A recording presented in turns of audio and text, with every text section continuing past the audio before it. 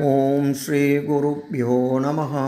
இன்றைய இறைய முதத்திலே நாம் பார்க்க இருக்கும் ஸ்தோத்திரம் அஸ்வினி நட்சத்திரம் முதல் ரேவதி நட்சத்திரம் வரையுள்ள நட்சத்திரங்களில் பிறந்தவர்கள் பாராயணம் செய்ய வேண்டிய சிவ பஞ்சாட்சர நட்சத்திர மாளிகா ஸ்தோத்திரத்தின் 21வது ஸ்லோகத்தை பார்க்க இருக்கின்றோம். இந்த ஸ்லோகத்தை உத்தராட நட்சத்திரத்தில் பிறந்தவர்கள் தினமும் கூறிவர கர்மபந்தம் நீங்கி ஆனந்தம் உண்டாகும். வாருங்கள் இப்பொழுது அந்த ஸ்லோகத்தை பார்ப்போம்.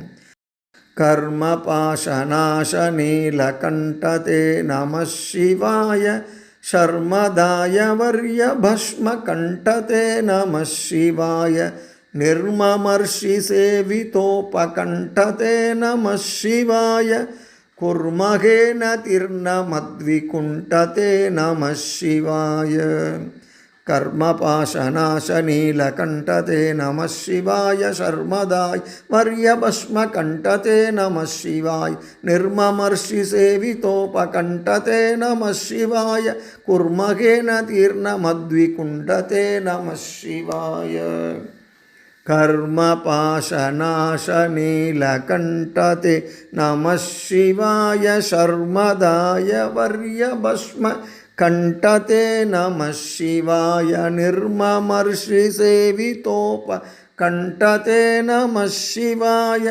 குர்மகேன தீர்ணமத்விகுண்டதே நம சிவாய. கர்மபந்தத்தை அழிப்பவராகிய நீலகண்ட சிவனாகிய உமக்கு எனது நமஸ்காரங்கள்.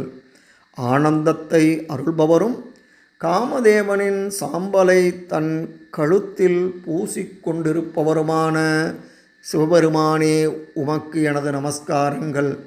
பற்றற்ற முனிவர்களால் வணங்கப்படும் சிவபெருமானே உமக்கு எனது நமஸ்காரங்கள். இருப்பிடம் தேடி வந்து வணங்கும் பக்தர்களின் துன்பங்கள் அனைத்தையும் நீக்குகின்ற சிவபெருமானே உமக்கு எனது நமஸ்காரங்கள். இதன் தொடர்ச்சியை அடுத்த பதிவிலே பார்ப்போம். நன்றி, வணக்கம்.